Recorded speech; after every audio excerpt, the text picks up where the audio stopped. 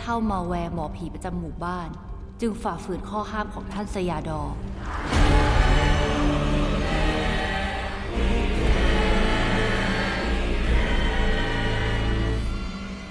Sequel ketiga dari film Death Whisper kali ini disutradarai oleh Surades Asawarunganun dan Narit Yuvabun.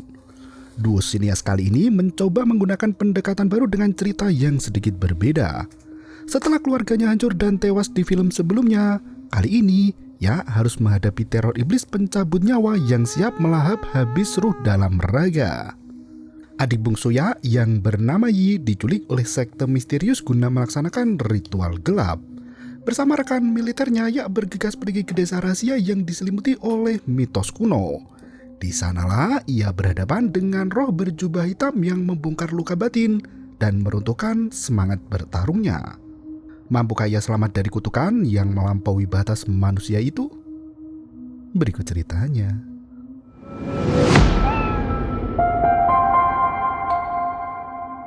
Kisah dimulai pada tahun 1825, tepatnya di Sungai Irawadi, wilayah Raja Bagidaf. Wilayah inti kerajaan Kong Baun ini dilanda masa peperangan besar dengan British yang berlangsung sejak 1824 hingga 1826. Tepatnya di lembah Sungai Irawadi, seorang wanita menangis sambil menggendong bayi. Ia mencari bantuan setelah kampungnya luluh lantak dihantam meriam. Ia memanggil Dewa Suci di atas langit untuk menjaga anaknya dari mara bahaya. Wanita itu berjalan ke dalam air untuk menyeberangi lautan. Tentara British sudah hampir menangkap dan membunuh wanita itu. Mereka tertegun saat melihat adegan langka di hadapan mata. Mereka berteriak untuk menghentikan langkah kaki wanita itu. Nasnya, wanita itu menyelam untuk mencari anaknya yang tertembak senapan. Meski berhasil kembali ke pelukan, bayi itu tak selamat dari kematian. Wanita itu membawa jasad anaknya ke kuil Dewi dengan hati yang lara penuh duka. Ia berkata selama ini sudah menyembah dan berdoa dengan setulusnya pada sang Dewi. Wanita itu tak terima dengan doa yang tidak dikabulkan. Ia membanting jasad bayinya itu ke dalam bara api pemujaan sang Dewi. Hal itu memicu kemarahan para pemuja Dewi yang langsung memukuli wanita itu. Mereka mengambil jasad bayi itu yang ternyata hanya berisi buah pepaya. Mereka semakin murka dan memukuli wanita itu hingga sekarat. Api yang berkorbar sudah mengenai area tempat ibadah. Wanita itu langsung masuk ke dalam kuil dan membiarkan dirinya terbakar bersama patung Dewi. Sebelum mati, wanita itu meneriakkan sumpah serapahnya bahwa ia akan membalaskan dendam pada para pengikut Dewi itu. Dan film pun dimulai. Ratusan tahun setelah kejadian itu, keluarga Ya hidup tenang di distrik Makamtia, Provinsi Kacanaburi. Rumah itu masih utuh dan ramai oleh kakak beradik yang adu mulut. Yi mengadu pada Ya bahwa kakak kedua yang bernama Yos mencabut giginya yang bergoyang secara paksa. Yi menangis di pelukan Ya, sang kakak pertama yang paling dekat dengannya. Yos berusaha membela diri bahwa gigi Yi sudah waktunya untuk lepas, tapi Yi ketakutan menariknya. Ayah dan ibu turut menggoda anak bungsunya yang cantik setelah semua gigi susunya tanggal. Ibu meminta Yi untuk melempar gigi itu ke atap agar gigi yang baru bisa tumbuh dengan baik. Tak berselang lama, Ya tiba di rumah orang tuanya itu. Setelah menikah dengan Pradit di sequel sebelumnya, kini Yat tengah berbadan dua dan ingin tinggal dekat dengan keluarga. Yat melempar gigi milik Yi ke atap rumah sesuai pesan dari sang ibu. Hari itu menjadi sibuk karena ibu harus menyiapkan makanan lebih banyak dari sebelumnya. Semua orang menaruh perhatian kepada Yat yang sedang hamil tua. Sambil tersipu malu, Yat mengungkapkan bahwa 2 bulan lagi bayinya akan lahir. Yi sangat bahagia karena sebentar lagi ia akan menjadi seorang bibi. Mereka berbincang santai sambil menyantap makan siang bersama. Kegembiraan di keluarga besar itu tampak nyata sambil sesekali bercanda ria. Perbincangan anak Yat berubah ke arah Ya. Ibu meminta putra sulungnya itu untuk mendaftar tentara lagi karena pendaftaran baru saja dibuka. Ayah ikut mendukung saran dari istrinya itu. Ia masih bisa mengurus pertanian bersama Yot dan Yos di rumah. Yi memiliki pendapat berbeda dari semua kakaknya. Ia tak mau Ya jadi tentara lagi karena tidak ada orang yang akan menjemputnya dari sekolah. Bahkan, Yi mengaku tak mau dijemput Yos karena sering merayu guru muda di sekolah. Ibu langsung memarahi Yos atas perlakuan tidak sopan itu. Malam harinya, Yak mampir ke kamar Yat untuk sekedar berbincang santai berdua. Yat masih sangat merindukan Yam, adiknya yang meninggal akibat diserang iblis. Yak meminta pendapat dari Yat tentang pendaftaran tentara. Ia sebenarnya ingin ikut, tapi sangat khawatir dengan kondisi keluarga di rumah. Yat dan Yos mendengar percakapan itu. Mereka ikut masuk ke dalam kamar Yat sambil meyakinkan bahwa semua akan baik-baik saja.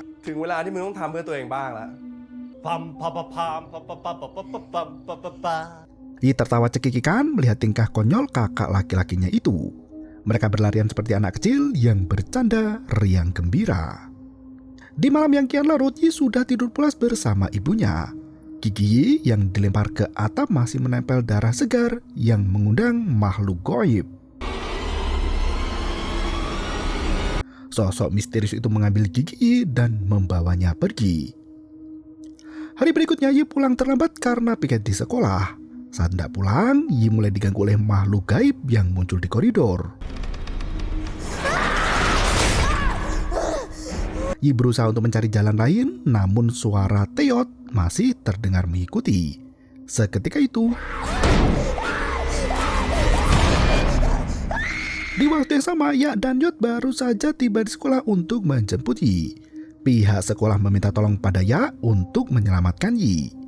Gadis kecil itu terjebak dalam lemari kaca yang berisi puluhan tulang manusia. Patung itu digerakkan oleh hantu wanita yang mencari mangsa. Leher Yi dicekik sangat kuat hingga gadis malang itu tak bisa bernafas. Yak terpaksa memecahkan kaca lemari untuk menghabisi sosok iblis wanita yang selalu mengganggu keluarganya. Tepat setelah kaca itu pecah, si hantu wanita menghilang bak pengecut yang takut duel maut. Yak langsung menarik Yi untuk keluar dari tempat itu. Naasnya, Yi sudah dirasuki oleh si hantu wanita dan tertawa cekikikan. Di tempat lain, Yos dan Yot diserang oleh penjaga sekolah yang juga dirasuki oleh kekuatan gaib. Tiba-tiba saja, Yi memiliki kekuatan besar dan mengempaskan tubuh Yak kian kemari. Gadis itu bahkan mengambil potongan kaca untuk menyakiti Yak. Dari kaca lemari terlihat bayangan samar di mana tubuh Yi dikuasai oleh hantu wanita yang penuh dendam itu. Sang penjaga sekolah berhasil melumpahkan Yos dan Yot dengan menggunakan garpu tanah. Pria itu mulai menyerang Yak hingga pertikaian tak bisa dihindarkan lagi. Yak memohon pada iblis untuk melepaskan adiknya. Si penjaga sekolah memukul kepala Yak dari belakang sampai tak sadarkan diri. Suara Teot kembali terdengar hingga muncul rasa kantuk yang teramat berat. Yak berusaha untuk tidak tidur dengan cara membakar telapak tangannya sendiri. Iblis wanita itu memiliki kekuatan yang jauh lebih besar dari sebelumnya. Yak tak bisa mengelak lagi dan jatuh dalam mimpi indah. Malam harinya keluarga Yak berjaga dengan penuh rasa gelisah. Yi diculik oleh hantu wanita itu lagi sama seperti apa yang dialami Yam di film sebelumnya. Yak tak mau kehilangan adiknya lagi setelah apa yang terjadi pada Yam. Sersan Pavam dengan sabar merawat luka di tubuh Yak setelah berperang melawan hantu wanita lagi. Yak masih tak mengerti bagaimana hantu wanita itu bisa muncul lagi. Ia bahkan mempertanyakan mengapa makhluk dari neraka itu masih bisa mencuat ke muka bumi. Sersan menjawab dengan tenang bahwa makhluk semacam itu tak hanya ada satu, melainkan banyak dan tersebar di seluruh bumi. Ibu menangis sambil memohon pada Sersan Pavam agar Yi diselamatkan dari cengkeraman iblis wanita itu. Sersan Pavam tak bisa menolak dan langsung mencari cara untuk membantu menyelamatkan Yi. Ia melibatkan seluruh anggota keluarga untuk berkomunikasi dengan arwah Yam. Kali ini mereka menggunakan papan roh untuk memanggil arwah Yam. Sersan Pavam menjelaskan 3 aturan main saat menggunakan papan roh itu. Mereka hanya boleh memikirkan Yam dan tidak boleh kehilangan fokus. Aturan kedua, jari mereka harus selalu menempel dan bersentuhan dengan gelas kaca yang digunakan untuk menunjuk huruf. Aturan terakhir, gelas kaca itu tidak boleh pecah dan dijaga agar tetap utuh. Yat menyalakan dupa sambil berdoa pada Yam agar mau menyelamatkan adik mereka yang bernama Yi. Yok mengasapi gelas dengan dupa dan meletakkan tepat di tengah papan arwah. Setelah semua siap, jari Yak, Yot, Yos, dan Yat menyatu di pantat gelas yang terbalik. Mereka membaca mantra untuk memanggil arwah Yam hingga lampu rumah berkedip sangat cepat. Saat bertanya apakah roh Yam sudah datang, gelas kaca itu bergerak dengan sendirinya. Yat menanyakan kondisi Yi apakah adiknya itu masih baik-baik saja. Awalnya gelas kaca tidak menjawab, namun tak berselang lama berubah menjadi ya. Mereka semua lega karena Yi masih hidup dan baik-baik saja. Mereka bertanya di mana adik kecilnya itu berada. Arwah Yam memberi satu nama tepat yang tidak dikenal, yaitu Bong Sanot Biang. Ya dan Yos mulai ragu jika arwah dalam gelas itu bukan arwah Yam. Sersan Pavam mengingatkan agar mereka tetap fokus pada 3 aturan yang berlaku. Tak disangka lampu rumah langsung berkedip dan gelas kaca berputar kencang tak tentu arah. Lampu rumah kembali berkedip kencang, seolah terjadi pertempuran energi yang sangat besar. Ya menguatkan adik-adiknya agar tidak melepas jari agar arwah Yam tidak terpental keluar. Nasnya Yat sudah pegal dan tak sanggup menahan tangannya sendiri. Yat melepaskan jari disusul dengan Yos dan Yot yang ikut kesakitan. Ya masih berusaha mempertahankan jarinya sementara gelas kaca itu berputar semakin kencang dan tak mau berhenti. Ya meminta bantuan Sersan untuk menghentikan ritual malam itu. Nasnya satu kata terakhir yang muncul di papan berbunyi mati. Ya sempat melihat bayangan wajah hantu wanita dari pantulan kaca itu. Ya sempat terkena serpihan kaca dan membuatnya pindah ke alam arwah. Pria itu berdiri di tengah hutan yang lebat dan tak berpenghuni. Di belakangnya tampak gua misterius yang terbuat dari batu. Kawanan tentara Jepang dari Perang Dunia II menyerbu ke kawasan gua itu. Mereka mengetahui ada tawanan yang bersembunyi di dalam gua itu. Ya ketakutan sambil mengangkat kedua tangannya saat para tentara berjalan ke arah gua. Tak disangka tentara itu tak bisa melihat keberadaan Ya yang berdiri di depan sana. Ya ikut masuk melihat apa yang sebenarnya terjadi di dalam gua. Tak disangka banyak mayat manusia tergeletak tanpa nyawa di mana sebagian tubuhnya sudah mulai membusuk. Hanya ada satu wanita yang tersisa di gua itu. Wanita itu duduk dengan tatapan kosong tanpa mempedulikan anggota tentara Jepang yang hendak menangkapnya. Tak disangka salah satu prajurit yang mendekati wanita itu mulai kehilangan kendali atas dirinya sendiri. Ia mengerahkan senjata laras panjang ke kepala dan... Setelah semua tentara itu menghabisi nyawanya sendiri, muncul suara iblis wanita yang berbicara kepada Ya. Ya hendak memukul iblis itu, namun tangan Ya tak bisa digerakkan dan justru berbalik menyerang dirinya sendiri. Semua orang panik melihat Ya tersungkur dengan tubuh kaku dan kejang-kejang. Ternyata iblis wanita itu membaca mantra sihir yang sangat kuat hingga Ya tak bisa menyelamatkan diri sendiri. Sersan Pavam langsung membacakan doa dan mengalungkan jimat ke leher pria itu.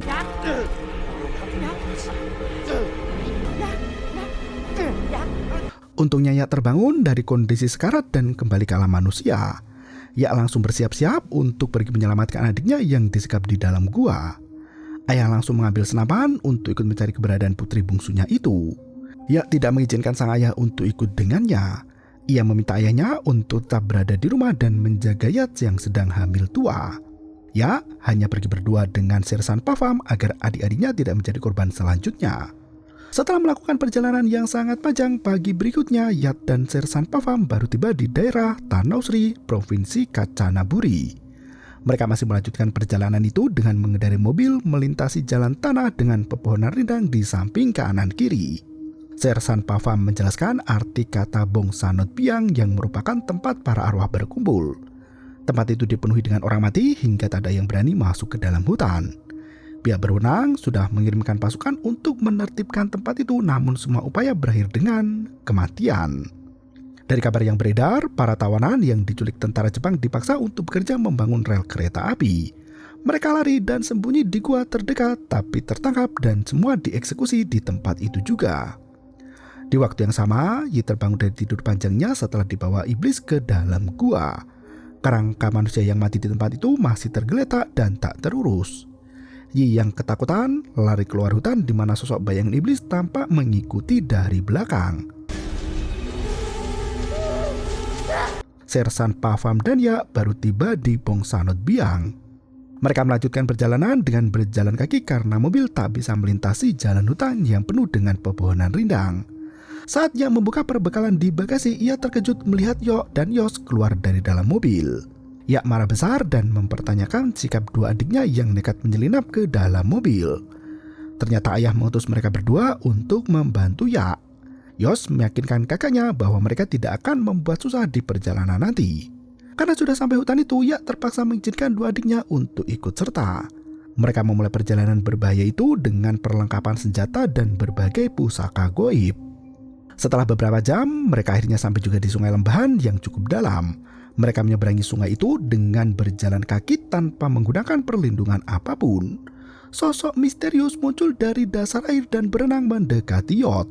Pria itu berteriak minta tolong sambil berkata jika di bawahnya ada hantu. Yak mendekati adiknya itu dan mengambil potongan akar yang menyangkut di kaki Yot. Perjalanan menyeberangi sungai kembali dilanjutkan hingga kedalaman air semakin meninggi. Yot terjatuh dari pijakan dan tenggelam di dasar air keruh. Sesan, Pavam, dan Yos ikut tenggelam di mana hantu wanita itu mencekik leher mereka semua. Hanya Yak yang masih bertahan dengan senapan laras panjangnya. Iblis wanita itu mulai menyeret Yak ke dasar air dan mencekik leher pria itu juga.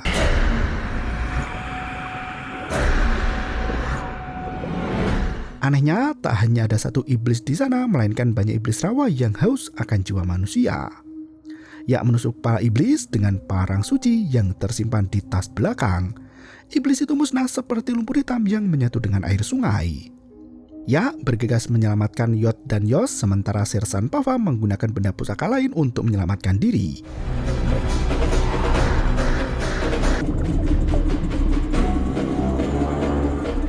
Mereka semua berenang cepat menuju ke seberang dan istirahat sejenak di tepian. Mereka membicarakan letak gua yang masih misterius. Bahkan Sersan Pavam sendiri tak tahu di mana letak gua itu yang sebenarnya. Di waktu yang sama, Yi masih berusaha untuk melarikan diri dari kejaran iblis wanita itu. Nasnya ia justru bertemu dengan iblis lain yang menghuni kawasan hutan angker itu. Dua iblis wanita itu mengejar anak kecil yang malang sambil menghirup aroma tubuh manusia yang sangat kuat. Yi berusaha melawan dan menimpuk kepala iblis menggunakan batu. Saat ia lari, hantu satunya menangkap dari belakang dan mencekik lehernya. Yi tak mau menyerah dan menggigit tangan iblis dengan gigi tajamnya. Iblis itu justru tertawa melihat Yi lari tunggang langgang ketakutan. Ya masih mengeksplorasi kawasan hutan demi menemukan adiknya yang digondol Wewe Gombel. Yi yang bersembunyi di atas pohon berhasil ditemukan oleh iblis pemangsa anak manusia itu. Teriakannya terdengar ke telinga Ya yang sangat sensitif.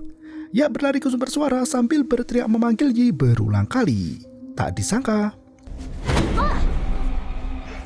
Yi yang ketakutan menabrak kakaknya yang sibuk mencari. Yi langsung menangis dan berkata jika ia sangat ketakutan.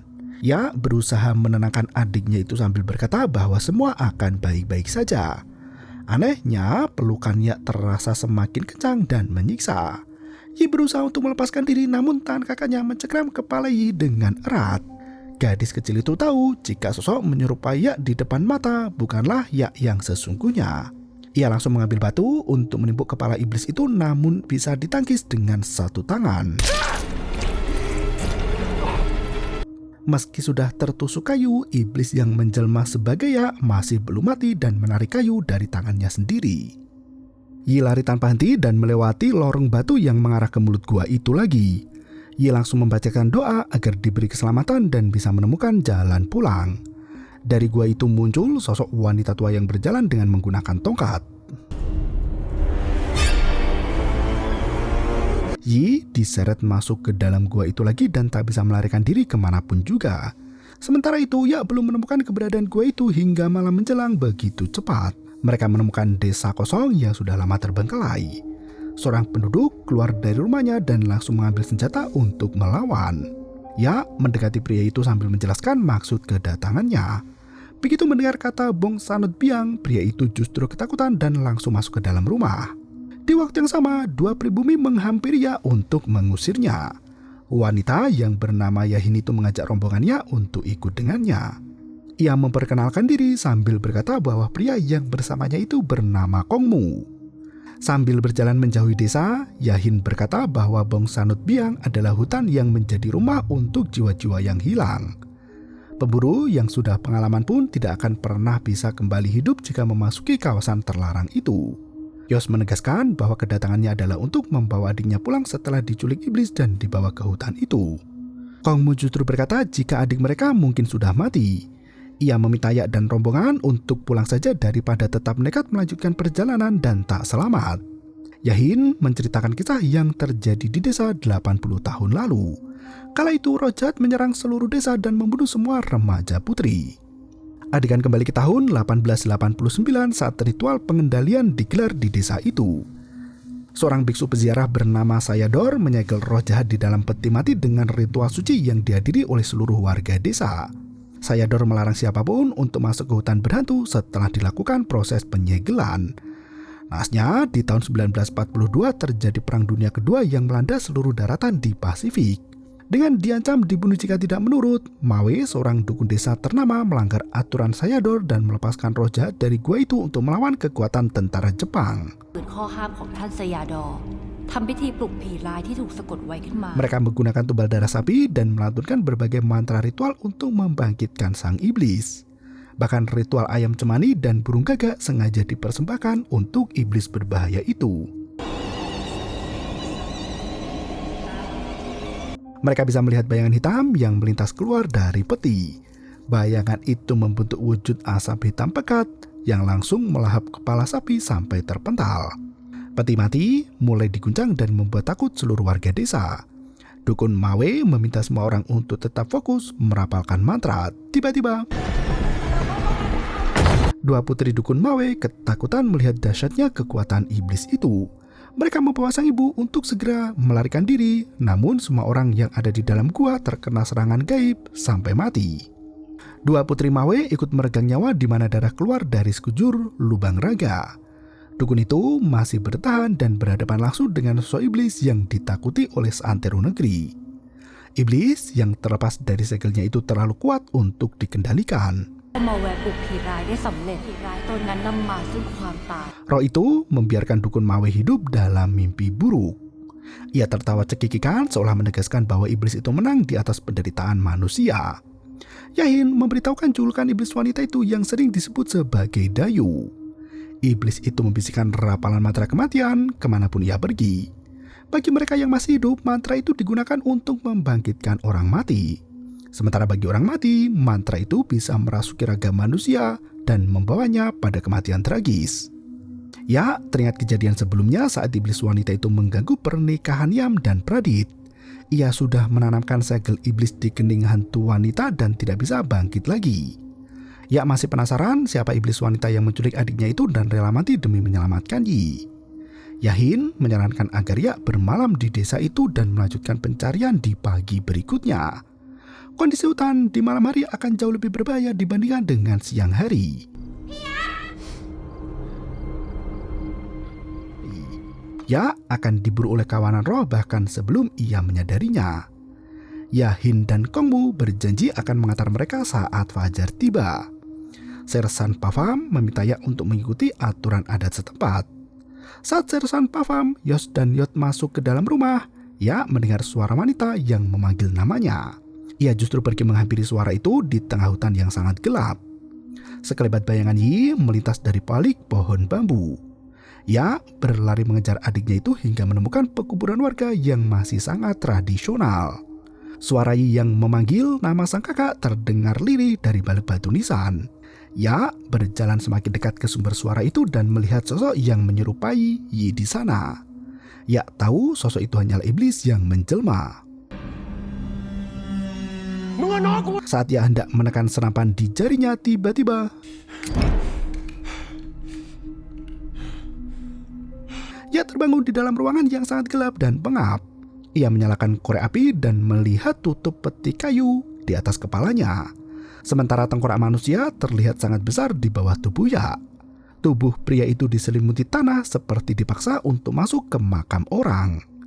Ya berusaha menjebol peti mayit yang ternyata ia masuk ke kuburan yang diinjak sebelumnya. Senapan Ya masih tergeletak di atas tanah, sementara Ya kesulitan untuk melepaskan diri. Meski sudah mengumpulkan kekuatan untuk menjebol tanah kuburan, ia belum bisa terbebas dari neraka ciptaan iblis. Sersan Paham, Yod dan Yos mencari keberadaan pria itu dengan langkah panik dan tergopoh-gopoh. Setibanya di kuburan, mereka melihat senapan dan senter milik Ya yang tergeletak di sana. Mereka berteriak memanggil Ya sambil berkeliling ke sekitaran makam. Tak disangka, mereka buru-buru menggali tanah untuk mengeluarkan Ya dari tempat itu. Tepat di jam 2 dini hari, Ya tidur tenang di rumah bersama keluarga. Samar-samar terdengar suara rintihan yang sangat memilukan. Ya terbangun mendengar suara itu dan terlihat angin berembus di luar rumah. Ia berpikir suara itu hanya terbawa angin dan bergegas tidur lagi. Tiba-tiba, iblis yang menjelma sebagai Yi muncul di kamar itu dan mengelus perut Yat. Iblis itu menggoda Yam untuk memiliki si jabang bayi. Yat langsung bangkit mengambil pistol untuk menembak sosok yang menyerupai adiknya. Iblis itu tahu bahwa Yat tidak akan tega membunuh adik kandungnya sendiri. Yi menutup lubang pistol itu sementara Yat berteriak kencang jika sosok itu bukanlah adiknya. Peluru itu menembus ke arah cermin hingga retak. Suara Teot kembali terdengar di sekitar telinga Yat. Ibu hamil itu berusaha untuk tetap bangun dengan cara menggigit tangannya sendiri. Naasnya, pengaruh sihir Teot terlalu kuat untuk dilawan sendirian. Yat terbaring lemah di lantai kamar hingga sang iblis muncul di belakangnya. Pagi harinya, Sersan Paham sudah menyusuri hutan bersama Ya dan yang lainnya. Ia bercerita bahwa Puang melarikan diri ke Dong Komot dan menetap di hutan Bong Sanut Biang. Ia yakin dukun Mawe itu juga menjadi inang iblis sama seperti Cuai dan juga Puang. Yahin menjelaskan bahwa dukun Mawe memiliki misi melepaskan iblis untuk menyelamatkan warga desa. Iblis Dayu memang benci dengan tentara dan selalu haus akan darah manusia. Setelah perjalanan cukup lama, akhirnya mereka sampai juga di tempat tujuan. Sersan Paham kembali meminta izin pada Roh Suci untuk membimbing mereka menemukan Yi. Yahin menjelaskan bahwa hutan yang akan mereka masuki adalah hutan terlarang. Semua mantra dan jimat tidak akan berfungsi di tempat itu.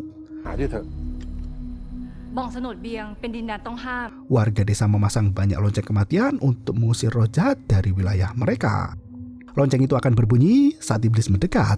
Yahin meminta semua orang untuk mengambil masing-masing satu lonceng agar tidak diserang iblis dari arah yang tidak disangka-sangka. Yahin dan Komu tidak membutuhkan lonceng itu karena mereka memiliki benda pusaka lain yang hanya dimiliki warga pribumi. Setelah semua mengambil lonceng, mereka masuk ke area hutan terlarang dan melanjutkan perjalanan yang sangat panjang. Kali ini Yot mendengar ada suara memanggil. Ia menoleh ke belakang dan melihat sosok Yi yang bersembunyi di balik pohon besar. Yi berlari menjauhi kakaknya itu. Yot berusaha memberitahu yang lain jika ia baru saja melihat Yi. Tak disangka Yot sudah terpisah dari rombongan. Kong Mu menyadari pertama kali saat Yot menghilang dan tidak bersama mereka lagi. Ya langsung panik dan berusaha mencari keberadaan adiknya itu. Yot! Di waktu yang sama, Yot mendengar suara kakaknya memanggil dari kejauhan. Ia menghampiri sumber suara itu, namun tak ada siapapun di sana. Dukun Mawe muncul dari balik semak belukar. Yot menodongkan senjata untuk menembak iblis wanita itu. Anehnya, dukun Mawe menghilang dalam sekejap mata.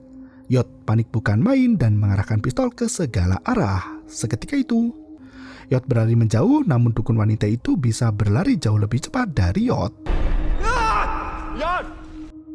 Ya menemukan lonceng milik Yot yang terjatuh di tanah. Tak berselang lama, semua lonceng berbunyi, menandakan iblis bengis sedang berada di sekitar tempat itu. Sersan Paham tak bisa merasakan kehadiran hantu Pongkang yang merupakan roh hutan. Sersan Paham bisa merasakan kehadiran hantu Pongkang yang merupakan roh hutan. Ia menggambarkan hantu itu seperti monyet daun dengan ukuran yang jauh lebih besar. Hantu itu berburu secara berkelompok dan menghisap darah mangsanya sampai habis.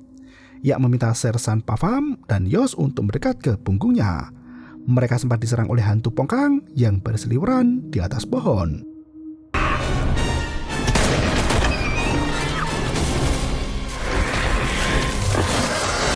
Tak disangka hantu Pongkang yang datang tidak hanya satu melainkan rombongan dengan banyak anggota. Ya dan Yos menembakkan peluru ke segala arah, namun semua peluru suci tidak berguna. Sersan Pavam berkata hantu Pongkang takut pada api. Saat Yos hendak menyalakan korek, tiba-tiba untungnya Kongmu menyerang dengan semburan api besar hingga hantu Pongkang itu menghilang. Yahin diserang oleh hantu Pongkang yang mengincar nyawanya.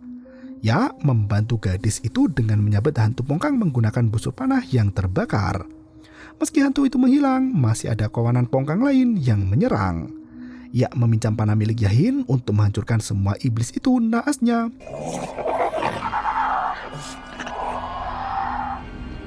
iblis dari golongan lain yang jauh lebih kuat muncul di atas pohon. Ya bersiap untuk membalut tangannya menggunakan kain merah. Ia membakar kain itu dan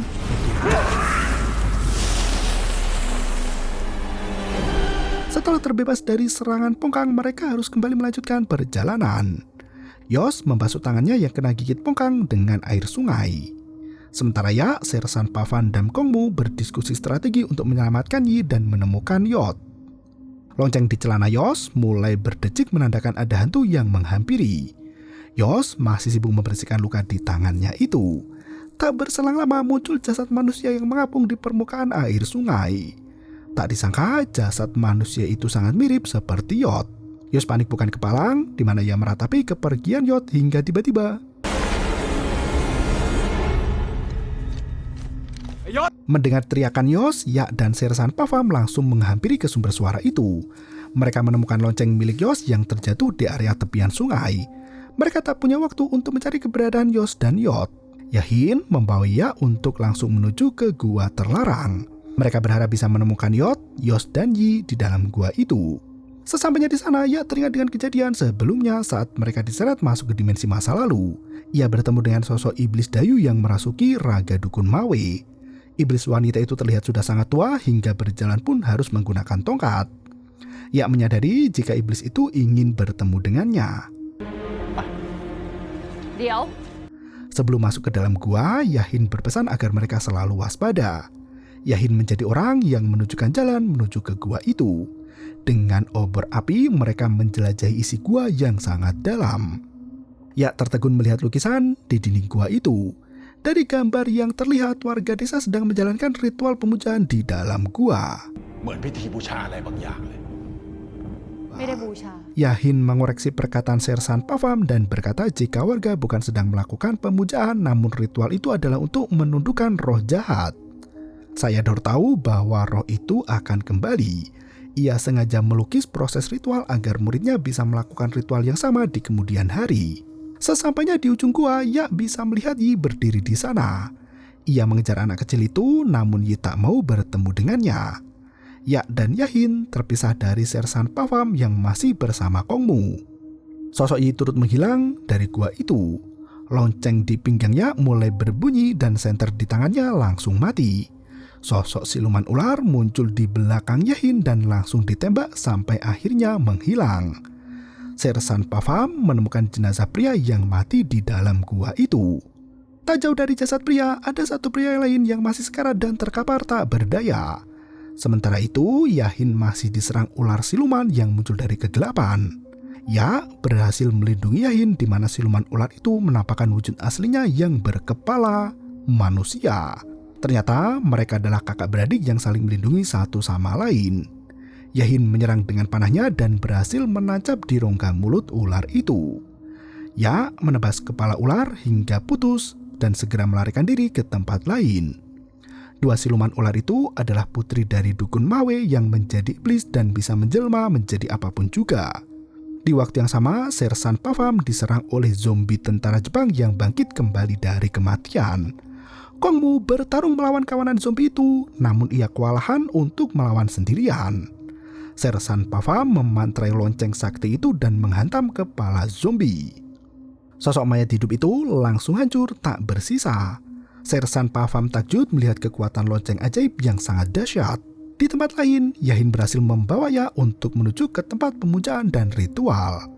Di sana, tubuh Yi, Yot, dan Yos terikat oleh tali tambang dan bersimpuh dengan kepala menunduk ke bawah. Bahkan sosok Yat ikut muncul di tempat itu dengan posisi yang sama. Ya berusaha untuk menghampiri keempat adiknya, namun Yahin menghalangi. Yahin berusaha memastikan bahwa 4 manusia itu benar-benar adiknya Ya. Yat berteriak minta tolong sambil berkata jika ia diculik saat tidur tadi malam. Ya langsung melepas ikatan tali di tangan mereka, sementara Yahin berjaga dengan panahnya. Yi terkejut saat melihat kakaknya sendiri. Ia berpikir sosok itu adalah hantu yang menjelma. Yi sudah bersiap dengan batu di kepalan tangan. Ia berusaha meyakinkan adiknya bahwa itu bukanlah hantu. Yi langsung memeluk kakaknya sambil menangis sesenggukan. ยี่ไม่ต้องกลัวแล้วนะถ้ามันโผล่มาอีกนะ Ia berjanji akan memukul kawanan roh jahat yang menyerang mereka. Yi sudah bisa tersenyum dan mulai mencari jalan keluar bersama dengan kakak-kakaknya. Saat hendak pergi, tiba-tiba Yi kerasukan setan dan menyanyikan kidung teot yang membuat mereka semua jatuh pingsan. Ya tersadar dengan tangan terikat ke atas dan bertelanjang dada. Dukun Mawe muncul di hadapan pria itu dan menusuk belati tepat di bagian perut bawah. Pisau yang menancap tajam digunakan untuk melumpuhkan kekuatan Ya. Meski kesakitan, pria itu berusaha untuk menahannya. Ia bertanya mengapa Dukun Mawe membangkitkan iblis Dayu yang sangat kejam. Dukun itu meyakini bahwa manusia yang serakah hanya akan membawa peperangan dan pertempuran. Iblis Dayu memberinya kehidupan baru di mana seluruh rakyatnya akan hidup abadi tanpa adanya peperangan. Untuk mempertahankan eksistensinya di dunia, Dukun Mawe harus menghisap darah manusia segar dan mengorbankan banyak nyawa manusia lain. Meski tampak kejam, hal itu terasa benar di mata Mawe. Dukun itu mengaku tak peduli dengan nyawa orang lain agar ia bisa tetap hidup untuk mempertahankan tanah warisan leluhur. Mawe mengungkapkan bahwa Dayu sangat membenci peperangan dan ia juga membenci cinta. Semakin kuat rasa cinta di antara keluarga, keinginan Dayu untuk menghancurkan itu semakin besar. Dayu adalah sosok wanita yang bayinya mati ditembak tentara saat terjadi perang di tahun 1825. Ia ingat betul dengan iblis wanita yang sudah ia hancurkan beberapa tahun yang lalu. Ia yakin iblis itu adalah Dayu. Dukun Mawe tertawa dan berkata jika sang iblis hanya tertidur. Ia sudah memulai ritual sakral untuk membangkitkan iblis Dayu dengan inang yang baru. Dukun itu menunjukkan gigi milik Yi yang siap untuk dijadikan media ritual. Ia hendak memasukkan iblis itu ke dalam raga Yi yang masih kecil agar bisa hidup lebih lama di dunia manusia. Darah Ya ikut dikorbankan sebagai orang yang pernah mengalahkan Dayu. Setelah mendapatkan darah Ya, Dukun Mawe mengusap perut untuk diambil janinnya. Ia yakin nanti malam Dayu akan bangkit dan rakyatnya akan hidup abadi di dunia. Ia menuangkan darah itu ke dalam kolam dan muncul sosok iblis Dayu yang sudah menunggu hari kebangkitan.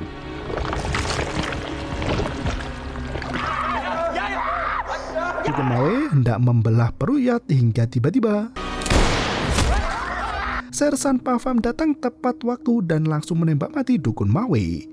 Nasnya, 2 putri Mawe melanjutkan tugas sang ibu untuk membangkitkan iblis jahanam itu. Yang satu menghalangi Sersan Pavam dan anak lainnya mengambil janin bayi Yat. Yahin berhasil melepaskan diri dari ikatan dan menyelamatkan Ya. Pria itu langsung menembak mati 1 anak Mawe. Nasnya sambil bertarung melawan kawanan zombie, mereka menyelamatkan yang lain dan melepas ikatan di tubuh mereka. Sersan Pavam berkata jika lonceng yang mereka bawa itu mengandung merkuri yang disegel di dalamnya. Sayador menyegel iblis di dalam peti mati dan menusukkan merkuri ke dahinya. Sersan sudah mengisi peluru dengan merkuri agar bisa menyegel iblis dari kejauhan. Sersan Pavam memintanya untuk melepas tembakan tanpa meleset karena peluru itu hanya ada 1. Saat Ya sibuk melawan para zombie yang terus hidup dan menyerang, Kongmu dan Yahin dibunuh oleh anak Dukun Mawe. Anak itu sudah berubah menjadi siluman dan bisa menghilang dalam sekejap mata. Ya menghampiri jasad mereka berdua yang mati di dekat dukun wanita itu.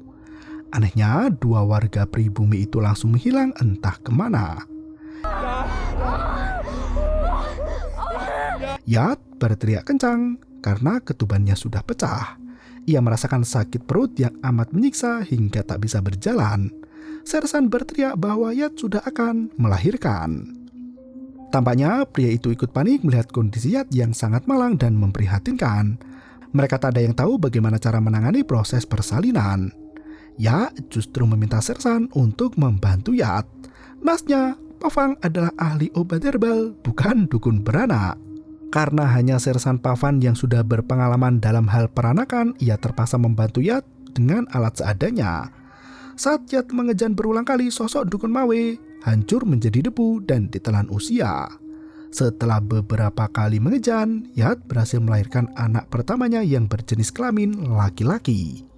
Yat melepaskan jaketnya untuk digunakan sebagai selimut bayi.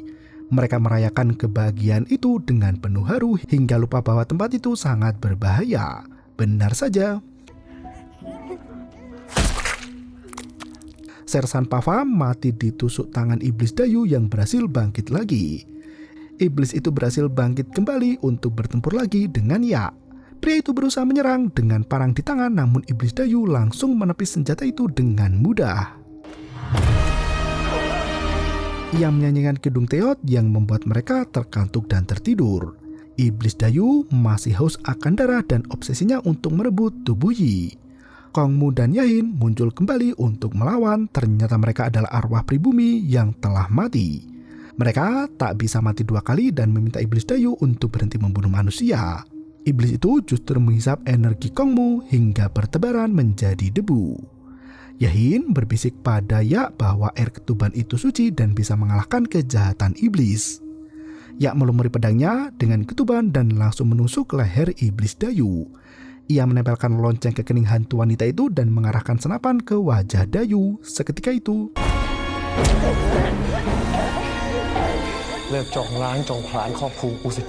iblis wanita itu hendak masuk ke dalam air. Ya menyerang dengan pedang dan dilumuri ketuban untuk menggagalkan aksi keji Dayu. Di waktu yang sama, Yot berusaha menahan luka di tubuh Sersan Pavam. Ya berhasil melempar iblis Dayu ke palung neraka yang amat dalam. Yi sampai menangis menunggu kakaknya yang tak kunjung muncul ke permukaan. Untungnya Ya masih bisa selamat dan berkumpul lagi dengan adik-adiknya. Ya menegaskan bahwa ia sudah mengirim iblis Dayu kembali ke neraka. Mereka sudah bisa hidup tenang seperti sedia kala. Arwah Yahin ikut bahagia dan bereinkarnasi. Sementara itu, Sersan Pavam sudah berada di ujung usia. Ia memberi pesan agar kakak beradik itu bersikap baik dengan satu sama lain. Sersan Pavam memahami betapa singkatnya kehidupan manusia di dunia. Ia meminta Ya untuk memberi pesan pada Namte bahwa ia sangat mencintai putrinya itu. Ia menitipkan sang putri pada Ya tepat sebelum menghembuskan nafas terakhir.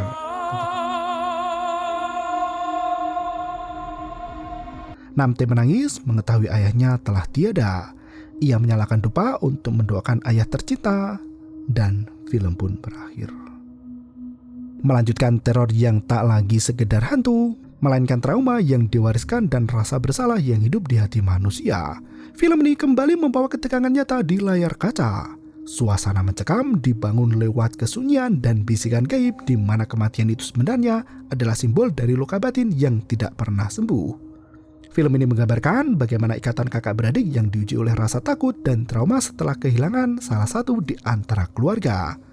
Perpecahan kecil dapat membuka celah bagi kegelapan untuk merusak kebahagiaan mereka. Keluarga yang rukun bukan hanya membuat tenang tapi juga menjadi benteng dari kehancuran. Oleh karena itu, kebersamaan keluarga Ya digambarkan sebagai cahaya yang mampu melawan bayangan paling gelap sekalipun. Pada akhirnya, keluarga adalah segalanya dan tak akan pernah tergantikan. Terima kasih dan sampai jumpa.